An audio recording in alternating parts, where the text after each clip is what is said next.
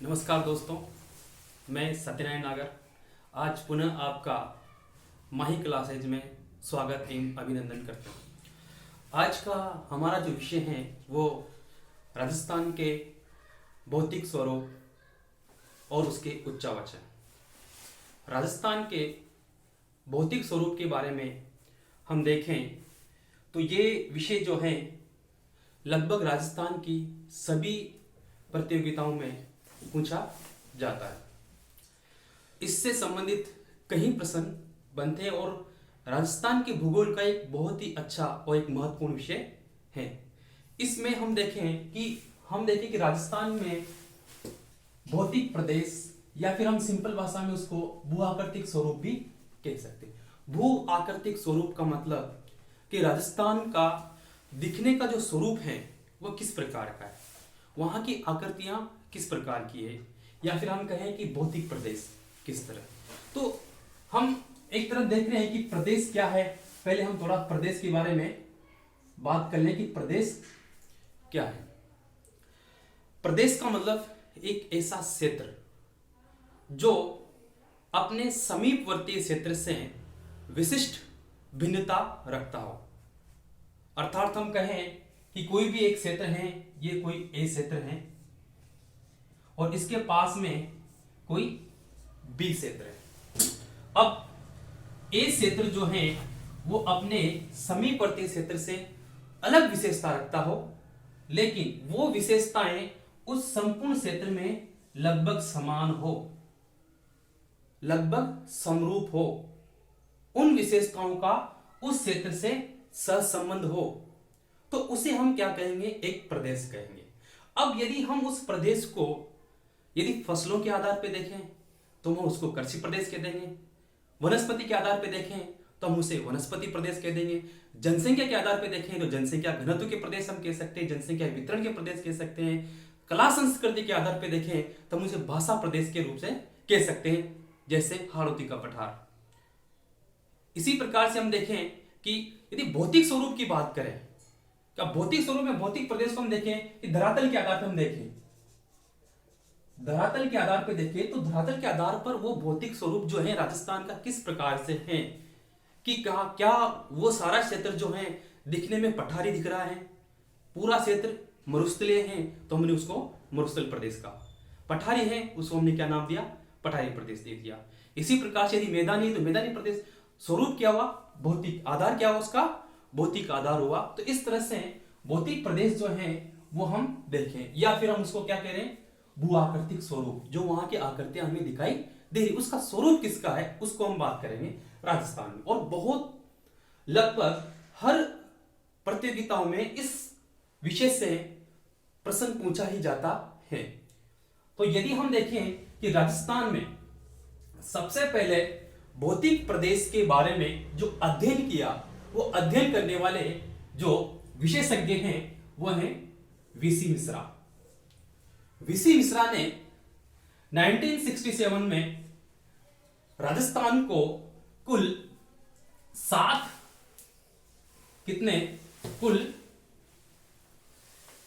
भौगोलिक प्रदेशों में बांटा। कितने? 7 भौगोलिक प्रदेशों में बांटा, या फिर 7 भौतिक प्रदेशों में बांटा। किसने? दोस्तों वीसी मिश्रा ने। ये आपको याद है, डायरेक्ट प्रश्न पूछा जाएगा, डायरेक्ट प्रश्न पूछा जाएगा, राजस्थान को भौतिक प्रदेशों में सबसे पहले किसने विभाजित किया? आपका आंसर होना चाहिए वीसी मिश्रा। कब किया? 1967 में।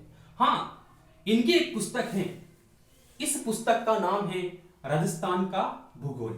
राजस्थान के भूगोल की जो पुस्तक है, इस पुस्तक में इन्होंने इन 7 भौतिक प्रदेशों का विभाजन किया। दोस्तों इसमें छोटे लेवल के जो एग्जाम है, छोटे स्तर के जो एग्जाम होते हैं, उसमें डायरेक्ट प्रश्न पूछा जाता है। यदि हम आरएस लेवल की बात करें, कॉलेज व्याख्याता की प्रश्न प्रतियोगिताओं की बात करें, तो उसमें प्रश्न को थोड़ा घुमाया जाता है कि प्रश्न आता है कि वीसी मिश्रा ने राजस्थान को कुल 7 भौतिक प्रदेशों में विभाजित किया, वो कौन सी पुस्तक है?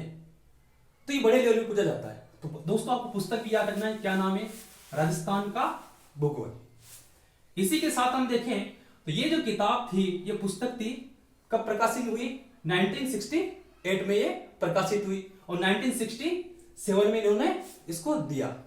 यदि हम देखें तो कितने भाग हुए? 7 भौतिक प्रदेशों में इन्होंने इसको डिवाइड किया। अब इन भौतिक प्रदेशों का आधार क्या रखा? भाई बिना आधार के हम उसको विभाजित नहीं कर सकते, कुछ ना कुछ तो आधार माना होगा डिवाइड करने के लिए। तो आधार क्या था? आधार था स्थल स्वरूप। ये राजस्थान का स्थल स्वरूप कैसा दिख रहा है? पहाड़ी है, पठारी है, मैदानी है, किस प्रकार का स्थल स्वरूप है? बियर है, स्थल स्वरूप दिखने का कैसा है? एक आधार ये लिया। दूसरा आधार इन्होंने लिया कृषि प्रारूप, कि राजस्थान में कृषि प्रारूप किस प्रकार का? कृषि प्रारूप का मतलब फसलों का पैटर्न क्या है, कहां पर किस प्रकार की फसलें पाई जा रही है। जैसे हम कहें कि पश्चिमी राजस्थान में फसल प्रारूप किस प्रकार का है? ज्वार बाजरा का है। उत्तरी राजस्थान में देखें गेहूं और धान का है। पूर्वी राजस्थान की बात करें सरसों, धान, सोयाबीन का है। तो इस तरह से पैटर्न भी इन्होंने ध्यान में रखा, किसका? कृषि प्रारूप का। अगला है जलवायु। दोस्तों जलवायु भी इन्होंने अपने विभाजन में सम्मिलित किया और जलवायु में इन्होंने देखा कि जलवायु किसको आधार माना? मुख्य रूप से इन्होंने वर्षा को आधार माना जलवायु के अंतर्गत। यदि हम देखें इसके अलावा चौथा जो पॉइंट है वो है औद्योगिक विकास। औद्योगिक विकास भी इन्होंने अपने अध्ययन में रखा, इसलिए इनके जो अध्ययन के विभाजन के जो आधार हैं वो कितने हैं? 4। पहला कौन सा? स्थल स्वरूप, दूसरा कृषि प्रारूप, तीसरा जलवायु। जलवायु में स्पेशल क्या? वर्षा और औद्योगिक विकास, किस प्रदेश में औद्योगिक विकास किस आधार पर है। और इन 4 पैरामीटर के आधार पर इन्होंने पूरे राजस्थान को कुल 7 भौतिक प्रदेशों में या भौतिक भूभागों में विभाजित किया। तो दोस्तों ये है वीसी मिश्रा का। अब देखो इसको राजस्थान के मैप में हम देखें तो ये किस प्रकार से है। तो पहला है नहरी प्रदेश। जो नहरी प्रदेश है, जैसे हम सामान्य रूप से घग्गर प्रदेश से तुलना कर सकते हैं। घग्गर प्रदेश को हम आगे पढ़ेंगे, लेकिन नहरी प्रदेश का संबंध है घग्गर प्रदेश से। अब यहां पर यदि हम देखें तो यहां पर वर्षा की मात्रा कितनी है? 15 से 25 सेंटीमीटर। अब इसमें कौन कौन सा प्रदेश आएंगे? इसमें आएंगे गंगानगर। कौन सा आ जाएगा इसमें? गंगानगर और हनुमानगढ़। कौन आ जाएगा? गंगानगर और हनुमानगढ़। कुछ एरिया जैसलमेर का भी आ जाएगा। कुछ एरिया किसका आ जाएगा? जैसलमेर का भी इसमें आ जाएगा। कुछ बीकानेर वाला क्षेत्र भी इसमें सम्मिलित किया जाता है, यानी कि कुछ बीकानेर, कुछ जैसलमेर वाला, पश्चिमी बीकानेर का क्षेत्र इसमें सम्मिलित किया जाता है। लेकिन विशेष रूप से जो क्षेत्र चुना जाएगा वो किसका जाएगा? हनुमानगढ़ और गंगानगर का क्षेत्र इसमें सम्मिलित है। किसमें? नहरी क्षेत्र में। डायरेक्ट प्रश्न पूछा जाएगा कि वीसी मिश्रा के अनुसार नहरी प्रदेश के अंतर्गत कौन कौन से जिले सम्मिलित नहीं है? 2 जिले विशेष रूप से सम्मिलित है। कौन से? बाकी दूसरे जिले दिए जाएंगे। तो इस तरह से पहला है नहरी क्षेत्र, दूसरा है पश्चिमी शुष्क प्रदेश। इसे हम सामान्य भाषा में क्या कहते हैं? पश्चिमी मरुस्थलीय प्रदेश कहते हैं। लेकिन पश्चिमी मरुस्थलीय प्रदेश जो है वो वीसी मिश्रा के द्वारा नहीं बोला गया। वो किसके द्वारा बोला गया? सक्सेना जी द्वारा बोला गया। तो हम आगे सक्सेना जी का पढ़ेंगे, जो विस्तृत रूप से पढ़ेंगे। लेकिन हम ये देख रहे हैं कि सबसे पहले किसने किया? वीसी मिश्रा ने किया। तो वीसी मिश्रा ने जो पश्चिमी मरुस्थलीय क्षेत्र है उसको क्या नाम दिया? पश्चिमी शुष्क प्रदेश दिया। और इसका वर्षा का आधार क्या रखा? वर्षा का आधार रखा 15 से 25 सेंटीमीटर वर्षा। दोस्तों ये जो है ये 15 से 25 सेंटीमीटर वर्षा रेखा है। इसके पश्चिम का जो है वो पश्चिमी शुष्क प्रदेश के है, जिसमें बीकानेर और जोधपुर, जैसलमेर, बाड़मेर ये स्टेट विशेष रूप से हैं। इसके अलावा कुछ जो है जालोर का कुछ हिस्सा भी इसमें सम्मिलित कर लिया जाता है। लेकिन आपको ये 4 जिले इसमें ज्यादातर ध्यान रखने हैं। जैसलमेर, जोधपुर संपूर्ण नहीं है, पश्चिमी जोधपुर है, और बीकानेर और बाड़मेर इसके अंतर्गत सम्मिलित किए जाते हैं। किसमें? पश्चिमी शुष्क प्रदेश में। अगला हम देखें तीसरा है अर्ध शुष्क प्रदेश। अर्ध शुष्क प्रदेश जो है ये अरावली के पश्चिम का प्रदेश है, जहां वर्षा कितनी है 25 से 30 सेंटीमीटर इन्होंने वर्षा का आधार माना। हालांकि जो अरावली के पश्चिम में जो वर्षा होती है वो 50 सेंटीमीटर से कम होती है, लेकिन इन्होंने जो आधार माना वो इसी आधार पे माना 25 से 30 सेंटीमीटर के रूप में माना। अब इसमें कौन कौन से आते हैं तो देखो यहां से चूरू, यदि हम देखें चूरू और झुंझुनू, नागौर, अजमेर का कुछ हिस्सा, इसके अलावा जोधपुर का पूर्वी हिस्सा इसके अंतर्गत सम्मिलित किया जाएगा। किसका? जोधपुर का पूर्वी हिस्सा भी इसमें सम्मिलित किया जाएगा। इसी के साथ आगे हम देखें तो इसमें पाली और जालोर, कौन? पाली और जालोर भी इसमें सम्मिलित किया जाता है। इसी प्रकार से आगे हम देखें चौथा कौन सा है? अरावली प्रदेश, जिसमें अरावली में कौन कौन से आ जाएंगे? अरावली में सिरोही, कौन सा? सिरोही, उदयपुर और राजसमंद और डूंगरपुर। कौन से? सिरोही, उदयपुर, राजसमंद और डूंगरपुर इसमें सम्मिलित किए जाएंगे। अब यह है अरावली प्रदेश। यहां वर्षा की मात्रा 30 से 60 सेंटीमीटर। आपको केवल ध्यान रखना है वर्षा की मात्रा कितनी है और कौन कौन से जिले उसमें सम्मिलित किए जाते हैं। अब यदि हम देखें पांचवा जो पॉइंट है पूर्वी कृषि औद्योगिक प्रदेश, क्योंकि इसमें दोनों चीजें हैं, कृषि और औद्योगिक स्वरूप। अब इसमें कौन कौन से जिले आते हैं और वर्षा क्या है? वर्षा 50 सेंटीमीटर से अधिक है। वर्षा कितनी यहां पर? 50 सेंटीमीटर से अधिक वर्षा वाले क्षेत्र को इसमें सम्मिलित किया गया। तो यहां पर कौन कौन से जिले आएंगे? इसमें हम देखें तो अलवर, भरतपुर, टोंक, दौसा, अजमेर, भीलवाड़ा और जयपुर, ये इसके अंतर्गत विशेष रूप से सम्मिलित है। कुछ हिस्सा अजमेर का जो है वो अर्धशुष्क में आता है, लेकिन संपूर्ण रूप से जो अजमेर है लगभग जो है अजमेर किसमें आता है? पूर्वी कृषि औद्योगिक प्रदेश में सम्मिलित किया जाता है। स्टार्टिंग ऊपर से देखें तो ऊपर से हम देखें तो ऊपर से कौन है? अलवर, भरतपुर, धौलपुर, दौसा, अजमेर, भीलवाड़ा, जयपुर, ये इसके अंतर्गत सम्मिलित है। अब हम देखें छठा जो प्रदेश है वह है दक्षिणी पूर्वी प्रदेश, जहां वर्षा की मात्रा कितनी है? 50 सेंटीमीटर से अधिक वर्षा यहां बताई गई है। अब इसमें कौन आता है? देखो इसमें चित्तौड़, ये कौन सा एरिया है? इसमें चित्तौड़गढ़ और बांसवाड़ा और कौन सा? हाड़ौती। कौन सा? हाड़ौती क्षेत्र इसमें सम्मिलित। हाड़ौती में कौन सा आ जाएगा? कोटा, बूंदी, बारां और झालावाड़। कोटा, बूंदी, बारां और झालावाड़, तो ये किसमें? दक्षिणी पूर्वी। और ये एक तरह से किसको रिप्रेजेंट कर रहा है? दक्षिणी पूर्वी पठारी भाग को रिप्रेजेंट कर रहा है। अब लास्ट जो है इनका सातवां वर्गीकरण जो है वो कौन सा है?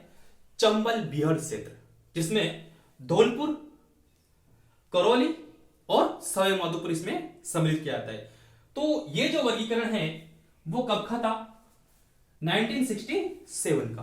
तो उस समय यहां पर करौली था नहीं उस समय, करौली बाद में जनरेट किया, लेकिन अभी क्षेत्रफल में वर्तमान में देखें तो कौन आएगा? धौलपुर, करौली और सवाई माधोपुर का क्षेत्र इसके अंदर सम्मिलित किया जाता है। ये एक तरह से कौन सा क्षेत्र है? बीहड़, जहां चंबल नदी प्रवाहित होती है वो बीहड़ क्षेत्र, जिसे हम डांग प्रदेश भी कहते हैं, वो क्षेत्र इन्होंने इसके अंतर्गत सम्मिलित किया। इन्होंने वीसी मिश्रा ने। तो दोस्तों आपको डायरेक्ट प्रश्न पूछा जाएगा कि राजस्थान को सर्वप्रथम भौतिक प्रदेशों में किस वैज्ञानिक द्वारा विभाजित किया गया? तो वो है वीसी मिश्रा। अब इसी के साथ एक और वैज्ञानिक है जिन्होंने भी प्रयास किया राजस्थान के भौतिक प्रदेश को विभाजित किया। हालांकि इन्होंने पूरे भारत को विभाजित किया था, तो उसमें राजस्थान का हिस्सा भी आता है। तो इन्होंने राजस्थान को किस आधार पे दिया? तो इनका जो आधार था ये है डॉक्टर RL सिंह, रामलोचन सिंह। इन्होंने कब किया? 1971 में, 1971 के दौरान संपूर्ण राजस्थान को 2 वृहद प्रदेश, 4 उप प्रदेश और 12 लघु प्रदेशों में विभाजित किया। आधार क्या था इनका? इनका आधार था प्राकृतिक एवं सांस्कृतिक समानताएं। संस्कृति किस प्रकार की है, प्रकृति किस प्रकार, उसके आधार पर इन्होंने राजस्थान को इस तरह से बांटा। अब डायरेक्ट प्रश्न पूछा जाएगा कि रामलोचन सिंह के अनुसार राजस्थान को कितने भौतिक प्रदेशों में बांटा है, कितने लघु प्रदेशों में बांटा है, तो लघु प्रदेश कितने, 12। कितने उप प्रदेशों में बांटा है, 4। और कितने वृहद प्रदेशों में बांटा है, 2 में बांटा है इन्होंने रामलोचन सिंह ने। तो इस तरह से हम ये पढ़ रहे हैं कि राजस्थान के भूआकृतिक प्रदेश का स्वरूप का जो रूपरेखा जो बनाई वो किन किन वैज्ञानिकों द्वारा बनाई, तो वह है वीसी मिश्रा और रामलोचन सिंह। तो राजस्थान का जो भूआकृतिक प्रदेश है वो हमने देखा कि वीसी मिश्रा और आरएन सिंह ने किस तरह से इसको विभाजित किया। लेकिन दोस्तों जो सबसे ज्यादा प्रचलित जो भौतिक प्रदेश जो हैं वो इन्होंने विभाजित किया, वो 1994 में प्रोफेसर A.K. तिवारी और डॉक्टर H.M. सक्सेना द्वारा किया गया। दोस्तों डॉक्टर H.M. सक्सेना कोटा विश्वविद्यालय से रिटायर्ड प्रोफेसर है। तो इन्होंने राजस्थान को एक सुव्यवस्थित रूप से, सही तरीके से, ताकि हम चीजों को अच्छी तरह समझे, इस तरह से उन्होंने सुव्यवस्थित रूप से और प्रमुख आधारों के आधार पर राजस्थान को भौतिक प्रदेशों में बांटा। इनकी एक पुस्तक है, उस पुस्तक का नाम क्या है, राजस्थान का प्रादेशिक भूगोल। इनकी पुस्तक है H.M. सक्सेना जी की पुस्तक है राजस्थान का प्रादेशिक भूगोल। इस पुस्तक में इन्होंने राजस्थान के भौतिक प्रदेशों का विभाजन किया है। प्रश्न बन सकता है कि कौन सी पुस्तक में राजस्थान को 4 भौतिक प्रदेशों में विभाजित किया गया है, तो वो आपको याद होना चाहिए कि राजस्थान का प्रादेशिक भूगोल जो है किसकी है, H.M. सक्सेना जी की पुस्तक है, जो 1994 में पब्लिश हुई थी। अब इस भौतिक प्रदेश का जो आधार है वो आधार क्या रखा, देखो बेसिक आधार क्या है, भौगोलिक एवं उच्चावच, ये बेसिक आधार है। लेकिन इसको भी यदि हम सूक्ष्म रूप से देखें, तो सूक्ष्म रूप से हम देखें तो धरातल इन्होंने माना, दूसरा क्या माना इन्होंने, नदी बेसिन के आधार पर, और एक देखा जलवायु के आधार पर। तो इस प्रकार ये प्रश्न पूछे जाते हैं कि राजस्थान के H.M. सक्सेना द्वारा किया गया भौतिक विभाजन के आधार नहीं है, तो आधार नहीं है, इसका मतलब धरातल है, नदी बेसिन है और जलवायु है। जनसंख्या ऑप्शन दिया, जनसंख्या आधार, 2 जनसंख्या आधार नहीं है। तो इस तरह से इन्होंने बुके आधार, ये आपको ध्यान रखना है, यदि ये ऑप्शन में नहीं है तो ये मिलेगा भौगोलिक एवं उच्चावच, उसका ऑप्शन होगा। अब इन्होंने इस राजस्थान को जो है वो 4 स्तरीय प्रदेशों में बांटा। 4 स्तरीय प्रदेश मतलब कि अलग अलग प्रकार के जो स्तर बटे होते हैं, प्रथम स्तर, द्वितीय स्तर, तृतीय स्तर, चतुर्थ स्तर, 4 स्तर उसके बांटे, यानी उप विभाग भी करते गए, गौण विभाग भी इनको बांटे। स्तर कितने थे इनके, 4 स्तरों में ये बटाए कौन, पूरा राजस्थान का भौतिक प्रदेश। अब इन्होंने बेसिक रूप से देखा जाए तो संपूर्ण राजस्थान को इन 4 भौतिक प्रदेशों में विभाजित किया गया। पहला भौतिक प्रदेश पश्चिमी रेतीला मरुस्थल प्रदेश, जो राजस्थान के कुल क्षेत्रफल का कितना है, लगभग 61% हिस्सा रखता है। दूसरा है अरावली पर्वतीय प्रदेश, जो लगभग कितना है, 9% हिस्सा रखता है। इसी प्रकार पूर्वी मैदानी प्रदेश जो 23% है, और अंतिम जो है वह दक्षिणी पूर्वी पठारी प्रदेश जो है लगभग 7% है। तो यदि हम राजस्थान के भौतिक प्रदेशों को यदि राजस्थान के मैप में देखें तो वो किस तरह से हमें दृष्टिपात होते हैं, दिखाई दे रहे हैं। तो यदि आप देखो कि राजस्थान का लगभग जो आधा हिस्सा है, यानी कि हम कह सकते हैं 60% से, यानी 50% से अधिक जो भाग है वो किसके अंतर्गत आता है, पश्चिमी मरुस्थलीय प्रदेश के अंतर्गत आता है। और राजस्थान के मध्य में वीणा के आकार में जो आपको दिखाई दे रहा है, वीणा के आकार में वह है अरावली प्रदेश। और अरावली प्रदेश जो है राजस्थान को लगभग 2 भागों में डिवाइड कर देती है, दक्षिणी पूर्वी प्रदेश और उत्तरी पश्चिमी प्रदेश। दक्षिण अरावली इसको विशेष रूप से डिवाइड, अरावली इसको विशेष रूप से डिवाइड कर रही है। और यदि हम देखें बिल्कुल दक्षिण में आपको दिखाई दे रहा है दक्षिणी पूर्वी पठारी प्रदेश, और ये किसका भाग है, ये मालवा पठार का ही हिस्सा है। और ये बीच में हम देख सकते हैं पूर्वी मैदानी प्रदेश जो कितना है 23% भूभाग रखता है। दोस्तों इसमें यदि हम मोटे तौर पे देखें तो सबसे प्राचीन भूभाग जो है वो कौन सा है, सबसे प्राचीन जो है वो कौन सा है, अरावली। और ये कौन से में बना था, अरावली जो बना वो कौन से में, प्री कैम्ब्रियन, प्री कैम्ब्रियन में ये बना। कौन से काल में बना, प्री कैम्ब्रियन युग में बना।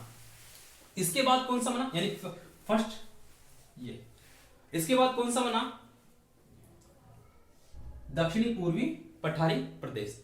दक्षिणी पूर्वी पठारी प्रदेश का निर्माण कब हुआ, प्री कैम्ब्रियन, प्री कैम्ब्रियन के बाद Ordovician, Silurian, Devonian, Triassic, Cretaceous.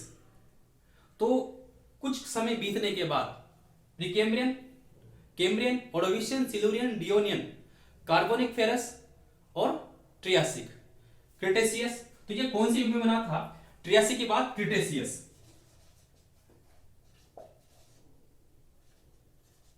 कौन से युग में बना, क्रेटेशियस में।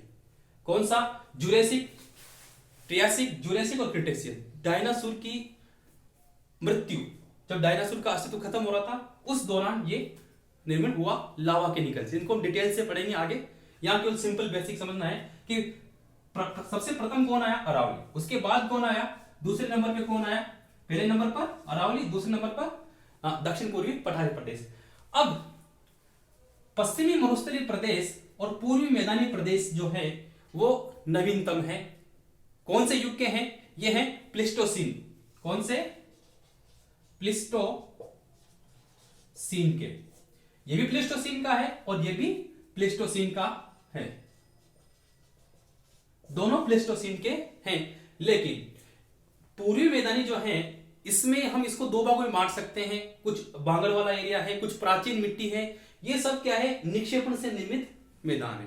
तो आपको ध्यान रखना है, इनको पूरे डिटेल से हम इनके अलग अलग लेक्चर में पढ़ेंगे। यहां सिंपल देखना है कि सबसे पहले कौन बना कौन नहीं बना। तो अगला जो हमारा आज का जो हमारा उद्देश्य था, आपको एक बेसिक नॉलेज देना था राजस्थान के भौतिक प्रदेश के बारे में। अगला हम पढ़ेंगे, सबसे पहले हम लेंगे राजस्थान दक्षिण पूर्वी पठारी प्रदेश, जिसे हाड़ौती के पठार के नाम से भी जाना जाता है या हाड़ौती प्रदेश के नाम से भी जाना जाता है। वो हमारा अगला लेक्चर होगा। धन्यवाद।